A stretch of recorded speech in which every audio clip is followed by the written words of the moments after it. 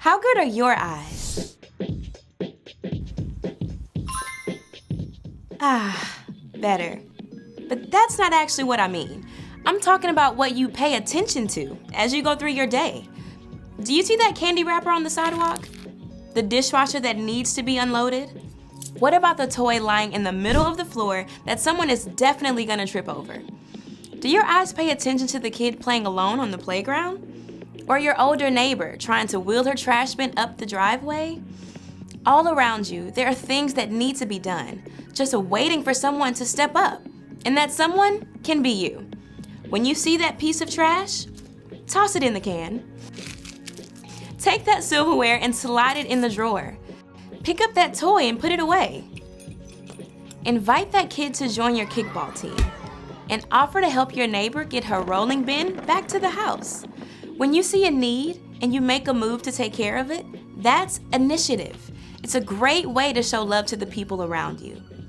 When you see what needs to be done and do it, others can see God at work in you. That's why initiative is an amazing way to worship God with your life. Because worship is about more than just singing loud, it's all about living loud.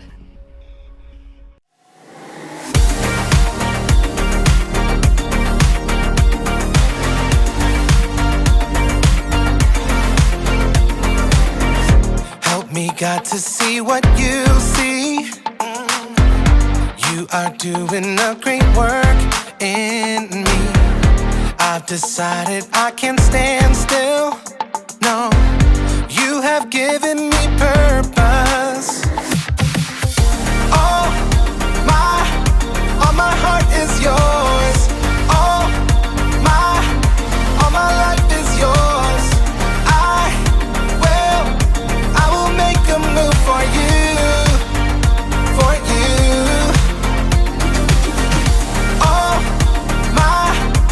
my heart is yours. All my life is yours. I will make a move for you. Make a move for you. Make a move, make a move. Make a move for you. I will make a move, make a move. Make a move for you. I will.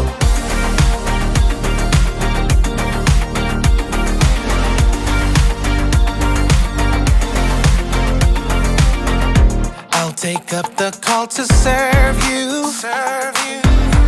You have given me a job to do. I wanna love the world just like you. Yeah, you have given me purpose. All my heart is yours. All my life is yours. I will make a move for you, for you. All my heart is yours. All my life is yours. I will make a move for you. Make a move for you. Make a move, make a move. Make a move for you. I will make a move, make a move. Make a move for you. I will.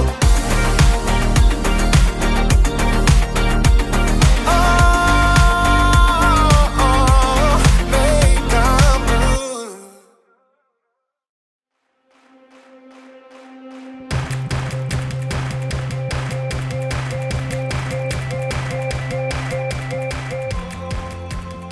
Hello, people of Earth!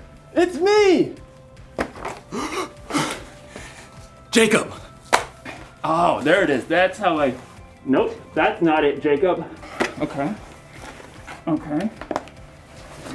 Nope, it's back on again. Okay.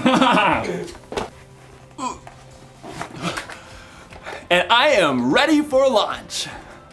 I mean, Not really. I don't actually have a rocket or anything.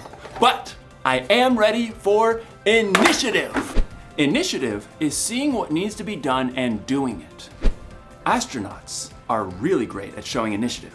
When they see what needs to be done, they don't just ignore it. They do something about it.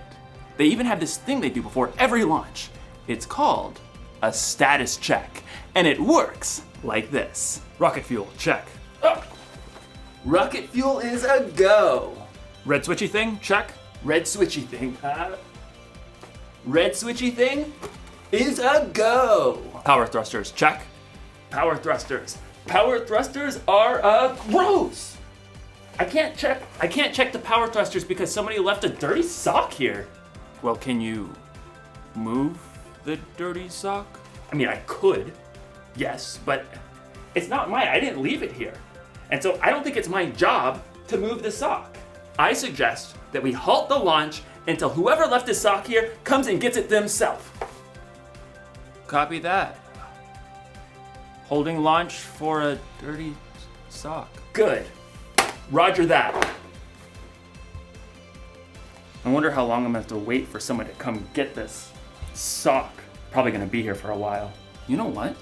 Today's story is about a guy who saw something that needed to be done, and he did something about it, even though it wasn't his responsibility. Sounds like a great guy. Will somebody come get this sock? It smells. Some people, am I right? Ugh. The Bible. It's 66 books of history, stories, letters, and poetry that fit together to form God's one big story. The epic adventure of how He created us and loves us so much that He made a way to rescue us. As we travel through the Bible, from Genesis to Revelation, we discover people who met God and found their lives changed forever. Now, for an amazing story. Inspired by the book of Nehemiah, chapters 1 and 2. Over and over, the Israelites promised to be faithful to God.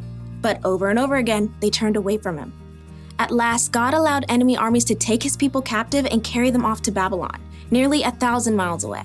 After 70 years, God allowed some of His people to return to Jerusalem and rebuild the temple. But back in Babylon, now part of Persia, the rest of the Jews had made lives for themselves.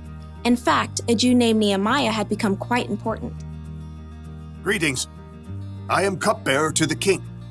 A cupbearer was like a bodyguard who checked to make sure that no one poisoned the king's food or drink. Nehemiah was likely a trusted advisor. Your Majesty, may I suggest the date pudding? But though it was nearly 150 years since the Israelites had left Jerusalem, Nehemiah's heart was still in his homeland. When his brother Hanani returned from his trip to Judah, Nehemiah had a chance for some news. Brother, how are the people left in Jerusalem?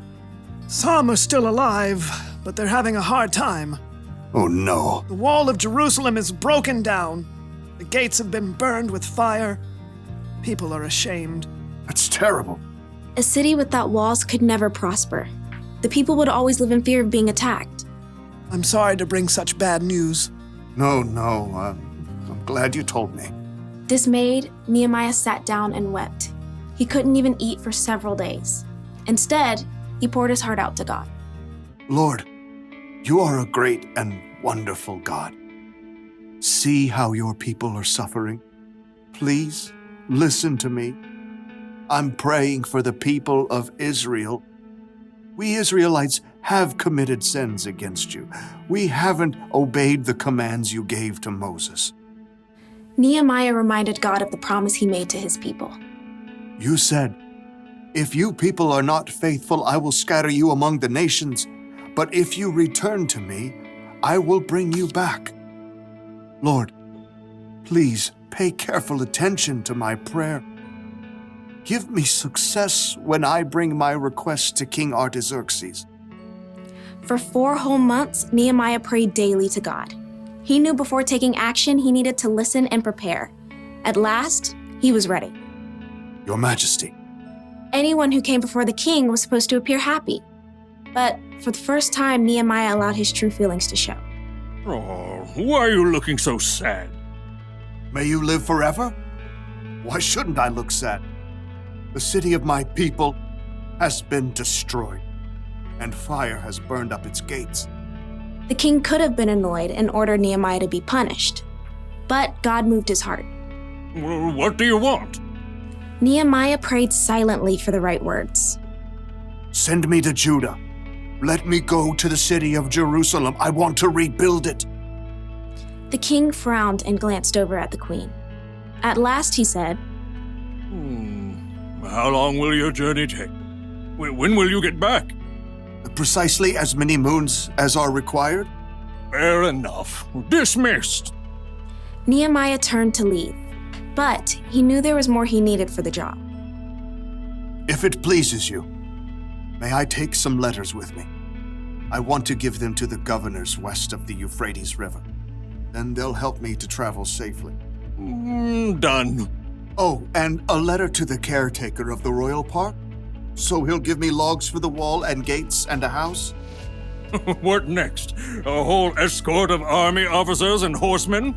That would be fantastic. Fine. All of it. Get on with it. God had given Nehemiah such favor with the king that he had everything he needed for his long journey to Judah. At last, Nehemiah had reached the city he dreamt of his entire life. Jerusalem. Though Nehemiah was overjoyed by the first glimpse of the city, it must have been difficult to see its crumbling, broken-down walls. So much work to be done. But Nehemiah didn't tell anyone his plan at first. On a bright moonlit night, Nehemiah snuck out with only a few others to see the full damage to the walls. We have to know what we're up against. Nehemiah traveled by donkey. With a few trusted friends, they left the city through the broken valley gate. Let's head toward the Jackal Well. At last, Nehemiah got a clear picture of the devastation. Jagged piles of rock lay everywhere. The gates were gone, with scorched, gaping holes in their place. It's such a big job. Only God can do this. Nehemiah circled what was left of the wall, heading up the Kidron Valley and at last returning through the valley gate. The next morning, he called together the priests and nobles and officials. You know, I've come to visit my people in Jerusalem, but that's not the only reason I'm here. Nehemiah gestured to the jagged remains of the wall, visible from where they stood. You can see the trouble we're in. Jerusalem has been destroyed. Fire has burned up its gates. Tell us something new. Come on. Let's rebuild the wall of Jerusalem. Then people won't be ashamed anymore. Well, I mean, that's something to consider. You think about this. Our grandparents tried that years ago. But God has been helping me. He gave me favor with the king. He'll help us complete the work. So who's in? Well, me. I'm in. Me too. Let's start rebuilding! God moved the hearts of the people to help Nehemiah, and together they began the gigantic job of repairing the walls and gates of Jerusalem.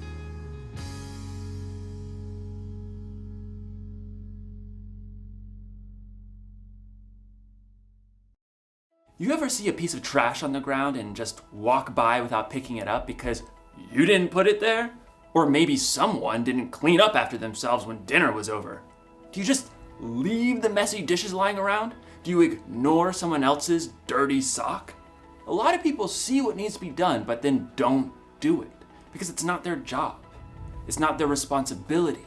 But showing initiative means getting things done, not waiting for someone else to do it. That's what Nehemiah did when he started rebuilding the wall around Jerusalem. It's what Jesus did too. When he saw a need, he did something about it. He healed people who needed healing. He taught people who needed to learn. And Jesus took care of our greatest need when he died on the cross for our sins. So, if you want to show initiative, don't just see what needs to be done, do something about it. Do a status check. Do you see any dirty dishes? Dirty dishes. Oh! Dirty dishes. Cleared away. Check. Do you see any trash? Water bottle? Recycled. Check. Do you see a dirty sock? Dirty socks cleared away, even though it's not my job. Check. Here's the one thing to remember today. Don't wait for someone else to do what needs to be done. Initiative takes a lot of work for sure, but it's worth it. It helps you, it helps other people, and it helps the world. And maybe, just maybe, it can help the universe.